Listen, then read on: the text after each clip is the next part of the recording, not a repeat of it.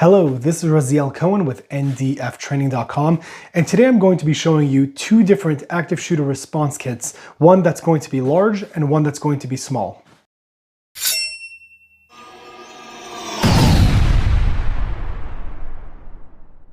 So I think it's very important to mention before we get heavily involved in what this all is that this is not really a direct guide of everything that you should be doing. This is not a step-by-step information kit of the things that you must have. This is kind of just different setups that I have that hopefully, based on the kind of gear and things that I have set up, might give you a better idea of what you might want for yourself. Now, the way that these are set up is very different because it's obviously going to very much determine based on state-to-state laws and how you're going to be able to carry, or just in general, regardless of laws, how you feel like you'd want to be able to store these things. Because laws aside, if you were to have a fully looking heavy tactical bag in the back of your truck and then you stop at a Walmart, it might give you more risk in regards to being able to get robbed than having something that's more covert. So it's not just going to be in regards to legalities, but also be more about in your specific life, how is it going to be realistic in order to store it to make sure that your gear is also safe. So I want to go through the large bag first. I'm going to go through a lot of the details, but I really highly recommend you stick around for this. I have an entire active shooter kit that I was able to manage to put into this tiny backpack. So this is something I feel like might be more realistic to the average person. However, in a perfect situation, if you have the time, this is really going to be the thing that's fully kitted out. Now, again, about this kit specifically is I think most people will agree that this is going to be the way to go once you get an idea of what it looks like inside. But there's going to be a few different variables you want to take into account when you're going to be putting these kits together. The two biggest things are going to be size and weight, but also is going to be time. Because if you're dealing with a situation like an active shooting, seconds literally count. So something like this, although it might not be the full situation kit that you might want, it might be more realistic to be able to deal with a situation than something like this. Again, unless you're law enforcement, unless you have specifically a time frame of something you're able to use out the time for, then this might be the kit to go with. So again, it really comes down to size and weight, but also time in regards to what you're going to be able to do. So starting off with this big bag, just to save time, I took some of the things, the larger items out to make it a little easier to put together. But in this bag, it has a full body armor kit. So this kit does fit inside this entire bag. And I'm sure that everyone agrees that if it's possible, if you have time to be able to put body armor on, that would really be the most recommended thing. Based on what's going on in the world today, I would say that it should be no less than level 3+ body armor because that's able to stop the most common rifle rounds. I don't think soft body armor is a thing anymore, unless again, you're going to be using it as a backup to steel plates, or if you really have to be covert. If you have the ability, I really highly recommend at the minimum to get level 3+ body armor. So this is the kit I set up. It's a Ferro Concept Slickster, and it has level 3 plates plus level 3+ plates on the inside.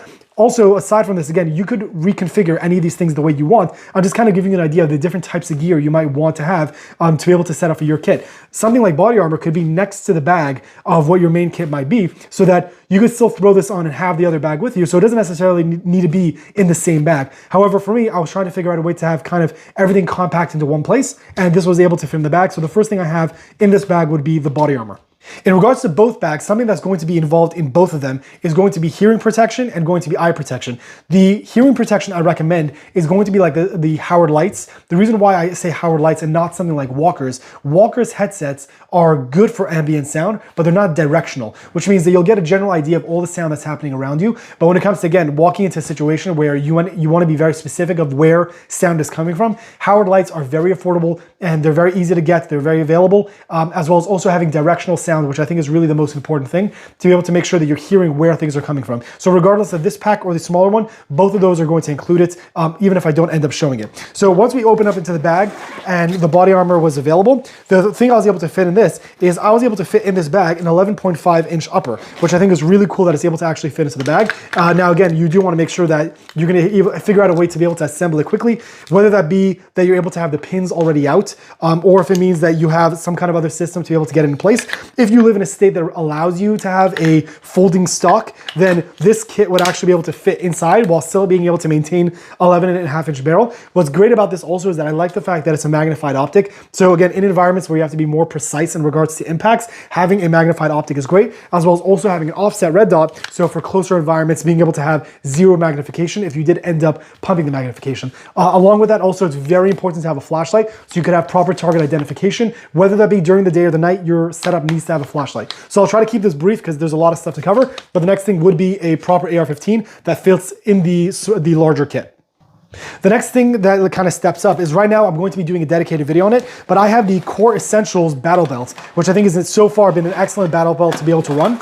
And with that, I have their inner belt that is stuck on the inside over there. And you can see how rigid this whole setup is to have a full setup. And again, it has a medical kit on the back. Medical kits are very important. You'll see that also, I'll show you in a second. I have a hanging medical kit off the side of this bag as well. So I have medical nearby, but to have medical on me. Another thing you want to speak about is that there's, I guess, two different types of people. There are going to be people that are trying to stop the threat, but there's also going to be people that might be wanting to aid to the people who might have been shot. Now, in that case, your medical kit is going to be very different because you might need many tourniquets and many chest seals and stuff like that, versus my kit is set up currently just as an individual person. So again, it comes down to what your purpose of use is and what your plan is. Right now I have, again, which is, I'm going to be making a dedicated video on it soon. I have the Wilder tactical accessories all the way around. They're excellent accessories. They're very good priced, as well as also, if you can see over here, I have a dump pouch and their medical kit. So this full setup really sets you up. Again, if this was staged, ready to go, I would have the magazines and everything already in place. Magazines should already be loaded. A dump pouch is very valuable for your spare magazines to drop into, or anything that you might find that you might need to drop into a pocket. Having a very minimalistic dump pouch, I think, is very valuable again. And having a medical kit obviously is extremely necessary. On the right side, I have a level 3 retention holster. I feel, my opinion is, if you're going to be going into a situation of an active shooting, I'd want to make sure that my secondary firearm is going to be retained unless it's in my hand. So having a level 3 retention and my primary being my rifle in that case, I think is very important. As well as also I have a tourniquet that's strapped to the front of the holster as well to be able to have an additional tourniquet besides for the other medical kits that I have. This was from Condition Gray. There's a tourniquet strap that goes around the holster. You could also strap it to your gun and other things, which I think is really cool. So that's kind of the battle belt setup that I have going on for this situation. So something I don't have in the kit right now, but I think is a valuable thing to have as well, is that in this kind of platform, I have a plate carrier set up for the larger setup, which means that I can have magazines already staged in the setup. So when I throw it on, I have at least 4 to 5 magazines ready to go. There could be more, but roughly 4 to 5 magazines for that setup. Another route to kind of be able to go that would go well with this setup, or if you want to go with this setup and a rifle, is I believe it's Save Your Equipment has kind of like a mag caddy where it's like a little like laptop sleeve that's able to hold 6 additional magazines for an AR-15. So that's something that you kind of could throw over your shoulder, have a rifle and have this kit with you, and then you're still able to deal with the situation while using a rifle and having a very immediate way to have access to additional magazines. So this is kind of just like a very rough breakdown of the larger bag. I'm going to go more into detail in the smaller bag for other things, which I think is really cool. And I think, again, for most people, I think this smaller bag might be more of the route to be able to go. Before I get into that though, the 2 additional things I want to mention is that this is a full-on medical kit. This adds additional chest seals, additional tourniquets, additional blood clotting agents if necessary. I'm not going to go really into the whole detail of like the different pros and cons of having blood clotting agents specifically, but generally speaking, speak to people who are more knowledgeable than I am in the medical field to get an idea of what might be the best thing to be able to get. I also have another dedicated review coming out on a full packed trauma kit, which I think is going to be very exciting. So that might be something to look forward to as well. The other thing I wanted to point out is that this battle belt that I showed you from Core Essentials is an inner and outer belt setup. So for those who might not know, an inner and outer belt setup means that you're going to put a inner belt through the belt loops of your pants, and then the outer belt wraps around it and locks into place. It's pretty much the most secure and best way to be able to have a battle belt on your body. The issue with that is that, again, this is going to be one of the variables in regards to adding time to a situation you might not have time. Another way to look at it, which might be a great option as well, is this is another option from Wilder Tactical. It's using the Core Essentials as the inner belt, but this is the Wilder Tactical Minimalist Belt Pad. So I can even show you right now that just by opening it up, I can wrap it around my body, and then once the belt clicks in place, I now have a full setup ready to go. The point is that right now I have this kind of scaled down, but you could add all your rifle and pistol magazines. Again, Wilder Tactical has excellent pouches and accessories you could use, but this is kind of something I've used for like years when it came to training, where all you need to do is literally just attach the front, and now you have a full battle belt setup because of this minimalist belt pad design. I really highly recommend, if you're looking for more speed and having a proper setup, the Wilder Tactical Minimalist Belt Pad is definitely the way to go. I happen to like it with the Core Essentials inner belt because that helps it with a little bit faster in regards to just clicking it and going. But again, you have your holster, you can have medical pouches, additional dump pouches and accessories, and it's a very quick way to do it. So if you're kind of looking for a median between a full-on battle belt and being able to have a much faster speed in getting everything on, this would probably be the route to go.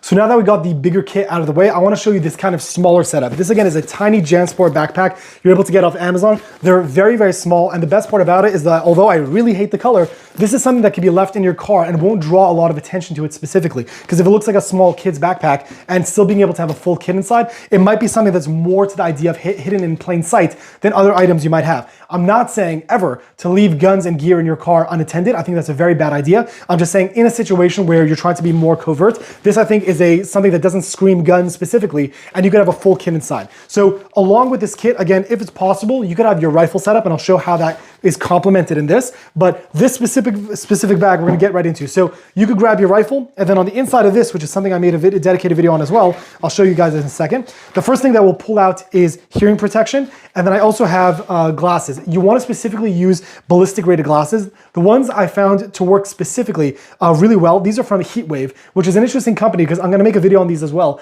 These specific lenses are yellow. There's a few reasons why I went with yellow. First of all, during the day, although it's not sunglasses specifically, it does reduce the kind of glare that will come into your eyes from sunlight. But what's important is that if you end up going into a school or into a building, you don't want to be wearing dark sunglasses because that can really limit your visibility if you want to wear eye protection. Yellow still enhances color, so you're able to see well indoors, as well as outdoors. It's not going to be terrible for you. Generally speaking, I'm going to be wearing a baseball cap, so I recommend having a baseball cap as well. But I think this is really the way to go. These specific glasses from Heatwave are rated to be able to stop general impacts and ricochet. Again, it's not bulletproof. It's not bulletproof, but it's able to stop the general things that you'd want to be able to have, and it does give you a lot of coverage. They're quite large, so whether it be about style to you or not, this amount of coverage really covers your eye a lot. Again, I'm going to be making a dedicated video on these specifically, but having, I think, this color lens and this size of the lens might be beneficial to you if you're going to be getting into a building, but potentially also being outside at some point. Now, the main heart and soul of this kit is going to be this setup that I pull out right over here. This is the Unity Tactical Clutch. Now, the way I pulled it out and the way I set it up is that it unfolds when I get it out, so I can immediately put it on. So I know some people like rolling it, but you don't want to roll it in a way where it gets locked up and then it's not going to be able to be used efficiently anymore. I feel like right when you take it out, you should be able to take it out immediately and be able to use it. Now, I made a dedicated video on this before. I'm going to leave a link somewhere over here, if not in the description down below. But if you look over here, I have 2 pistol magazines. I have an AR-15 magazine. I have a radio. So again, if you have a team of guys that are involved in this, whether that be a security team or something along those lines, you could have your radio right there as well. This kit, which I think is also very cool, I'm going to pull it out actually so you guys can get a better look at it. This is a kit that I got that's a full-on trauma kit that sticks on very well. This is from Soar Rescue. What's really cool about this kit is that this is a one-person individual trauma kit that has everything you need for, again, a basic trauma kit. So it has